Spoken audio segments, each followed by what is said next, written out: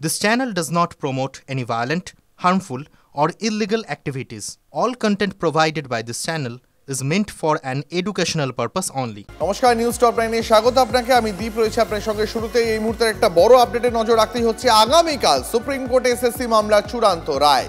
কি হবে 26,000 শিক্ষকের ভবিষ্যৎ?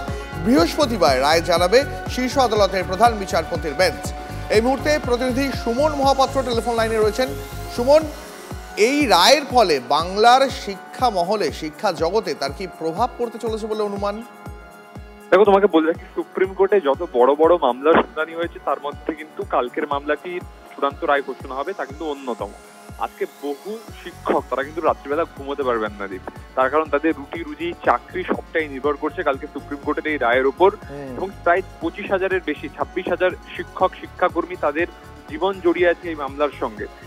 রাজ্যে যে শিক্ষক নিয়োগ দুর্নীতির যে বিস্তর অভিযোগ, সেখানে কিন্তু কালিমালিপ্ত হয়েছে তাদের শিক্ষক জীবন। সে জায়গায় কালকে আদৌ তাদের চাকরিটা থাকবে নাকি চলে যাবে? কলকাতা হাইকোর্টের রায় বহাল থাকলে তাদের প্রত্যেককে কিন্তু শিক্ষকতা ছাড়তে হবে। সেই জায়গা থেকে কালকের রায় অত্যন্ত গুরুত্বপূর্ণ এবং কালকে সকাল সকালে আমরা এই রায় জানতে পারবো বলে অনুমান করছেন আইনজীবীরা।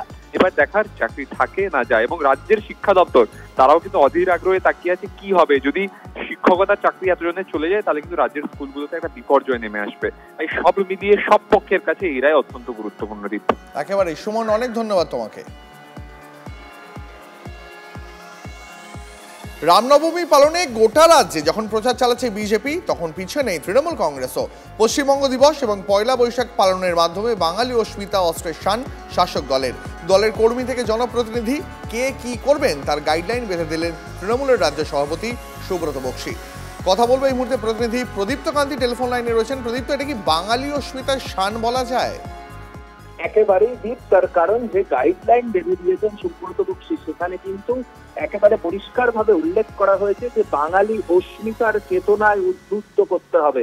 অর্থাৎ তৃণমূল কংগ্রেস যে 2026-এর আগে বা 2026 সালের নির্বাচনে তারা বাঙালি অস্মিতাকেই হাতিয়ার করছে, অন্তত এই কর্মসূচির মধ্যে দিয়ে সেটা স্পষ্ট হচ্ছে। এবং সেই কারণেই সুব্রত বক্সী একেবারে দলের রাজ্য স্তর থেকে বুথ স্তর পর্যন্ত দলের কর্মীরা এই পয়লা বৈশাখ এবং সেই দিন যেহেতু পশ্চিমবঙ্গ দিবস পালন করার সিদ্ধান্ত নিয়েছে রাজ্য সরকার, ফলে এই দুটি বিষয়ের উপরে তারা জোর দিয়েছেন। এবং কি বলা হয়েছে যে পশ্চিমবঙ্গ দিবস এবং বাংলা নববর্ষের জন্য প্রয়োজনীয় যা যা হোর্ডিং লাগানোর, সেই হোর্ডিংও বিপুল পরিমাণে লাগাতে হবে, ব্যানার লাগাতে হবে এবং অসংখ্য ছোট ছোট কর্মসূচি করতে হবে পাড়ায় পাড়ায়, মহল্লায় মহল্লায়। অর্থাৎ একদিকে আমরা যখন দেখছি যে রামনবমীর জন্য গোটা রাজ্য জুড়েই বিজেপির তরফ থেকে একটা উন্মাদনা সৃষ্টি করা হয়েছে, বিভিন্ন জায়গাতে ব্যানার পড়তে শুরু করেছে, হোর্ডিং পড়ছে এবং সকল মানুষকে তারা আহ্বান জানাচ্ছে। পাল্টা তৃণমূল কংগ্রেস এই ধরনের কর্মসূচি নিল কিনা তা নিয়ে চর্চা চলছে রাজনৈতিক মহলে। একেবারে প্রদীপ্ত, অনেক ধন্যবাদ তোমাকে। এদিকে সংসদে ওয়াক অফ বিতর্কের মাঝেই বাংলা নিয়ে এবার বড় দাবি অমিত শাহের। 26-এর ভোটে গতবারের চেয়েও বেশি আসন পাবো বাংলায়। কল্যাণ বন্দ্যোপাধ্যায়ের সঙ্গে তর্কের মাঝেই চ্যালেঞ্জ অমিত শাহের। भाई भाई करने थोड़ा शांत हो जाइए, ये 26 के कारण डरे हुए और कुछ कारण नहीं। चुनाव जो है ना अक्टूबर में, 25 में जो चुनाव है इसके कारण मान्यवर भाई बैठ जाओ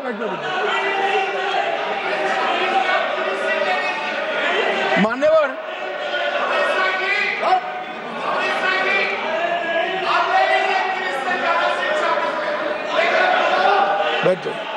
बंगाल में आकर कहूंगा ये राजनीतिक हिसाब किताब का अखाड़ा नहीं है, छाती पर ठोक कर कहूंगा ज्यादा सिखाएंगे। পরে খবরে আসি। বেলঘরিয়া এবং কল্যাণী এক্সপ্রেসওয়ে সংস্কারের ফলে এলাকায় জমির দাম হু করে বাড়ছে। সেই জমির বখরা নিয়ে বিবাদের জের। বেলঘরিয়া তৃণমূল কর্মীকে পয়েন্ট ব্ল্যাঙ্ক রেঞ্জ থেকে গুলি করে খুনের অভিযোগ। রাতভর রাস্তায় পড়ে থাকলো নিথর দেহ। ময়নাতদন্তের প্রাথমিক রিপোর্ট সূত্রে খবর, রেহানকে খুন করতে 2 ধরনের আগ্নেয়াস্ত্র ব্যবহার করেছে আততায়ীরা। মাথার পিছনে আগ্নেয়াস্ত্র ঠেকিয়ে 2বার গুলি করা হয়েছে। জমি নিয়ে বিবাদের জেরে ফের খুনোখুনির অভিযোগ। রাতভর রাস্তায় পড়ে থাকলো রক্তাক্ত দেহ। বেলঘরিয়ায় শুট আউট, তৃণমূল কর্মী খুন। কামারহাটি পুরসভার ৩৫ নম্বর ওয়ার্ডে তৃণমূল পার্টি অফিসের সামনেই উদ্ধার তৃণমূল কর্মী মোহাম্মদ রেহান এনায়েতুল্লাহর রক্তাক্ত দেহ। বুধবার ভোরবেলায় রাজীবনগরে রাস্তায় তাকে পড়ে থাকতে দেখেন প্রতিবেশীরা। উদ্ধার করে সাগর দত্ত হাসপাতালে নিয়ে যাওয়া হলে চিকিৎসক মৃত ঘোষণা করেন। अंदर में यहाँ पर ब्रेन में छेद है या शायद गोली लगाई होगा। ঘটনাস্থল, সেই ঘটনাস্থলে নেশার সামগ্রী পড়ে রয়েছে, চশমা পড়ে রয়েছে। বুধবার ঘটনাস্থল থেকে নমুনা সংগ্রহ করে সিআইডির ফিঙ্গারপ্রিন্ট বিশেষজ্ঞরা। বসে আপনার গাল্প করছিল, একটা মদের বোতলও পেয়েছে, তো মেবি মদ খাচ্ছিল বা ওটা হবে। জেনারেলি ওনারা প্রমোটিং ওরই করে যা ওনার ফ্যামিলি মেম্বার থেকে কই লোক সঙ্গে ছিল, কে ছিল ওটা আমরা চেষ্টা করছি। সূত্রের খবর, জমি কেনাবেচার কারবার ছিল রেহানের। নিহতের মায়ের অভিযোগ, সেই জমি নিয়ে ছেলের সঙ্গে কয়েকজনের গন্ডগোল চলছিল। দুশ্মনী হয়েছিল এই জায়গা জমির জন্য। কি ধরনের দুশ্মনী? দুশ্মনী কি তুমি এখানে সে তুমি পালিয়ে যাও, এখানে কি আমি কাউন্সিলর আছি, আমি আমার হুকুমত চলবে। এটা কে বলতো? সুশান্ত বলতো, সুজয় বলতো। সুজয় এইখানে কে কাউন্সিলর আছে, ওইখানে কে আলিপুরকে। প্রশ্ন হলো, নিহতের মায়ের কথা অনুযায়ী কে এই সুশান্ত সুজয়? জানা গিয়েছে সুশান্ত জমির দালালি করেন। সুজয় দাস উত্তর দমদম পুরসভার ৩১ নম্বর ওয়ার্ডের তৃণমূল কাউন্সিলর। এলাকাবাসীরাও বলছেন সুশান্তর জমি কেনাবেচার কারবার রয়েছে। এটা কি আইনি জমি? হ্যাঁ, এইটা মালিক আছে, আমরা যে জমিটা রেখেছি মালিক আছে। সুশান্তর কাছ থেকে কিনেছিলেন আপনি? হ্যাঁ, সুশান্ত তো মালিক নয়, ও মানে জমি বেচাকেনা করতো। জানা গিয়েছে রাজীবনগর আদর্শনগর এলাকায় রেললাইনের ধারের সরকারি জমিতে গত কয়েক বছর ধরে টাকা নিয়ে লোক বসানো চলছে। নিহতের মায়ের দাবি, সম্প্রতি এলাকার একটি পুকুর ভরাট নিয়ে রেহানের সঙ্গে সুশান্তদের গোলমাল বাঁধে। এই পাশের যে পুকুরটা ভরাট, এই পুকুরটা কি ভরাট করছিল? হ্যাঁ, ভরাট করছিল। কে করছিল? আমার ছেলে। সুশান্ত বলতো, সুজয় বলতো, রেহান কি আমার এরিয়া আছে, সে তুমি তোমার এই এরিয়া আমি ঢুকতে দেব না, এই সমস্যা ছিল। এই নিয়ে, এই যে জমি ভরাট করে বসানো নিয়ে সুশান্ত সুজয় নামে দুই যুবকের সঙ্গে তার গন্ডগোল ছিল। এখন রেলের জায়গা, এটাই জানি সবসময়। রেলের জায়গা, এখানে সমস্ত টাকার বিনিময়ে বসানো হতো। হ্যাঁ, 50,000 টাকা করে দিয়েছে এখান থেকে, কেউ 40, কেউ 30, কেউ 20 এরম দিয়েছে। বেশিরভাগ ঘর ওর হাতেই কেনা। তার হাতে? রেহানির হাত থেকে। ময়নাতদন্তের প্রাথমিক রিপোর্ট সূত্রের খবর, রেহানকে খুন করতে 2 ধরনের আগ্নেয়াস্ত্র ব্যবহার। মৃত্যু নিশ্চিত করতে 3 বার গুলি, মাথার পিছনে আগ্নেয়াস্ত্র ঠেকিয়ে 2 বার গুলি, রেহানের ঘাড়ে আরও 1টি গুলি। ওরা 4 জন বন্ধু একসাথে বসে ড্রিঙ্ক করছিল। আমার হাজবেন্ড ছিল, রেহানদা ছিল, বাবলু নামে ব্যক্তিটা ছিলেন, আর রিজু ছিল। সেই সময় রিজু হুট করে উঠেই উনি 2টো গুলি চালিয়ে দেয় রেহানকে। আমার হাজবেন্ড রাত্রিবেলা ওখান থেকে পালিয়ে এসছে, তখন রিজু আমার হাজবেন্ডের মাথায় বন্দুক ঠেকিয়ে বলেছে, যদি এই কথাটা বাইরে যায় তোকে এর মতনই অবস্থা করবে। তাহলে কি জমির বকরা নিয়েই খুনোখুনি? ক্যামেরায় পিকুর সঙ্গে সৌরভ দত্ত, TV9 বাংলা, বেলঘরিয়া। আর এই মুহূর্তে আরো একটা লেটেস্ট আপডেটে নজর রাখবো। বেলঘরিয়ায় তৃণমূল কর্মী খুনের ঘটনায় গ্রেপ্তার আরো 2 ধৃত, অমর মণ্ডল এবং মনোজ রাওয়ানি ওরফে নাটা। তৃণমূল কর্মী মোহাম্মদ রেহানকে খুনের ঘটনায় আগেই 3 জনকে গ্রেপ্তার করা হয়েছিল। এই নিয়ে গ্রেপ্তারির সংখ্যা মোট 5। আরো বিস্তারিত জানবো, সৌরভ দত্ত টেলিফোনে রয়েছেন প্রতিনিধি। সৌরভ, এখনো পর্যন্ত পুলিশি তদন্তে আর কি উঠে এলো, কি জানা যাচ্ছে এখনো পর্যন্ত?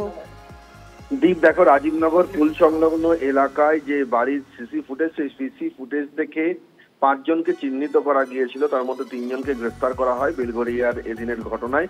আর সেই 3 জন সুশান্ত রায় এবং হচ্ছে যে তার আরো 2 সঙ্গী। নতুন করে আরো 2 জনকে গ্রেফতার করা হয়েছে। তাদের মধ্যে একজনের নাম অমর মণ্ডল এবং আরেকজনের নাম মনোজ রাওয়ানি।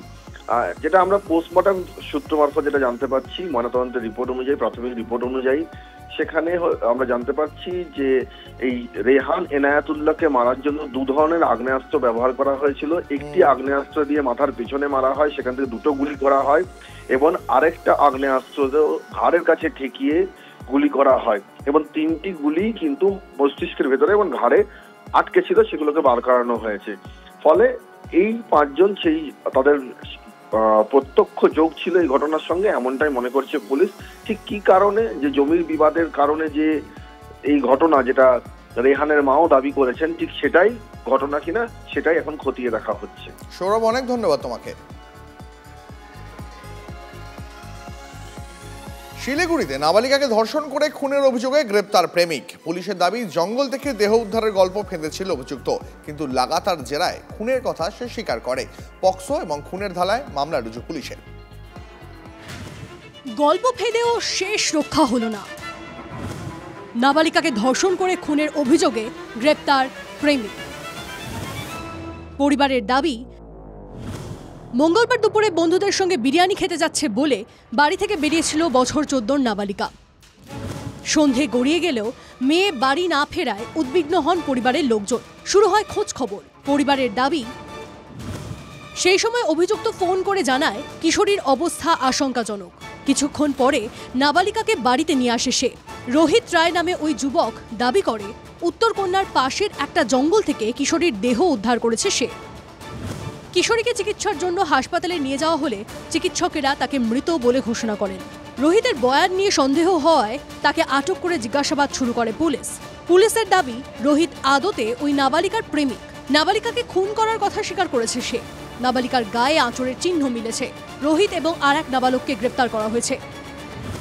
জেরায় ধৃত জানিয়েছে তার বাড়িতে মদ্যপানের আসর বসেছিল, সেখানেই নাবালিকা ও তার বচসা হয়। এরপরই নাবালিকাকে ধর্ষণ করে খুন করে। গল্প ফেঁদে নাবালিকার বাড়িতে ফোন করে সে। এরপর নিজের বাড়ি থেকে দেহ বের করে নিয়ে যায় নাবালিকার বাড়িতে। আমার মেয়েকে ওরা মেরেছে, ওই যে ছেলেগুলো আটকানো আছে ভেতরে। ওরা তো কালকে দুপুরে বাড়িতেও এসেছিল। না, বাড়িতে আসেনি, আমার মেয়েকে নিয়ে ওর গাড়িতে রাস্তায় আমি দেখিনি অবশ্য, আমি তো পরে শুনেছি। বলছে যে ওকে নাকি জঙ্গলে পেয়েছে, কিন্তু ওদের বাড়ির আশেপাশের মানুষ বলছে ওই ছেলে আমার মেয়েকে ঘর থেকে চেনে কিছু বের করে গাড়িতে ঢুকিয়েছে। পাশের বাড়ির লোক বলছে কি